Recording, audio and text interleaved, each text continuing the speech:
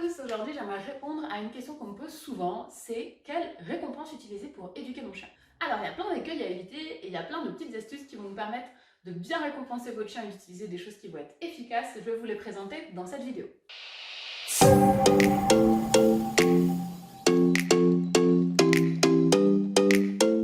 Alors il y a 5 points qui vont être importants pour bien choisir une friandise.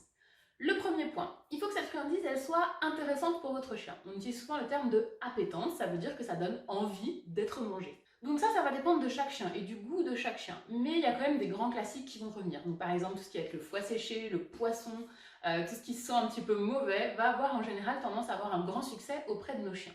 Après, chaque chien est différent et peut-être que pour le vôtre, ça sera quelque chose d'autre qui va lui plaire. Mais l'important, c'est que ce soit quelque chose que votre chien aime.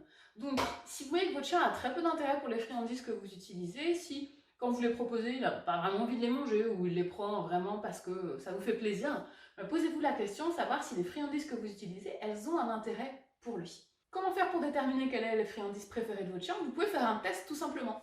Prenez différentes friandises avec différents goûts, différentes odeurs et venez les poser devant votre chien avec une bonne distance d'écart entre chacune d'entre elles. Puis, donnez à votre chien l'autorisation d'aller choisir et d'aller manger. Regardez du coup vers quelle friandise votre chien se dirige en premier. Quelles sont celles qu'il va manger d'abord? Faites le test plusieurs fois en mélangeant les friandises, donc en ne les mettant pas à chaque fois dans le même ordre, pour voir si le chien va vraiment se diriger systématiquement vers le même type de friandise. Et si c'est le cas, bingo, vous avez trouvé. Le deuxième critère qui va faire qu'une récompense est une bonne récompense, ça va être le fait qu'elle soit facile à manger. Si pour votre chien, manger la friandise veut dire qu'il va devoir le faire pendant 5 minutes parce qu'il va mâchouiller, il va en avoir plein les dents, il va baver, bref, ça va lui prendre beaucoup de temps pour prendre la friandise, ça va pas être très efficace dans votre processus d'apprentissage. Donc essayez de trouver une friandise que votre chien peut avaler rapidement, sans forcément mâcher, sans forcément y passer trop de temps. Le troisième point qu'on va prendre en compte quand on va choisir nos friandises, c'est également de prendre des friandises qui ne font pas trop de miettes. En effet, si quand vous donnez la friandise au chien, le chien met des miettes partout, qu'est-ce qu'il va faire après avoir mangé? Il va aller chercher les miettes et il va commencer à renifler un petit peu par terre. Et souvent, on a des chiens qui sont encouragés à avoir le nez au sol parce que les friandises qu'on leur donne font trop de miettes. Donc évitez les friandises trop sèches comme les biscuits pour chiens ou les gâteaux qui vont vraiment faire plein de petits morceaux quand ils vont se couper. Essayez d'avoir des morceaux qui sont déjà faits et qui ne risquent pas du coup de venir mettre des petites miettes partout autour de vous dans le travail. Le quatrième point à prendre en compte pour savoir si la friandise est bien ou pas pour votre chien, c'est est-ce que cette friandise est facile à manipuler pour vous? En effet, une friandise qui colle trop au doigt, que vous n'arriverez pas à donner à votre chien, ou qui va faire des gros pâtés dans votre poche à friandise ou dans votre main, va pas être très pratique. Donc attention aux friandises trop molles, trop humides, trop collantes. Vous allez avoir du mal à vous en servir et vous allez avoir du mal à les donner au chien. Il s'agit donc de trouver un intermédiaire entre la friandise trop sèche qui va faire trop de miettes et la friandise trop molle qui va trop coller.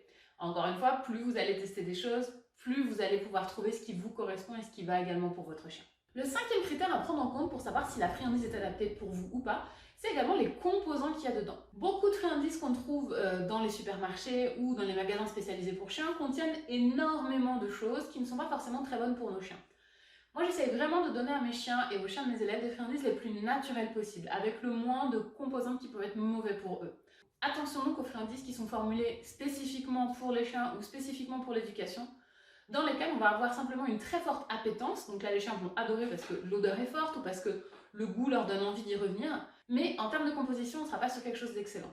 Regardez toujours quelle est la composition de la friandise. Quel est le premier ingrédient dans la liste? Est-ce que c'est du blé, du maïs, des céréales? Si c'est le cas, fuyez. C'est pas du tout adapté aux chiens et il vaut mieux trouver des friandises qui sont composées à la base de viande.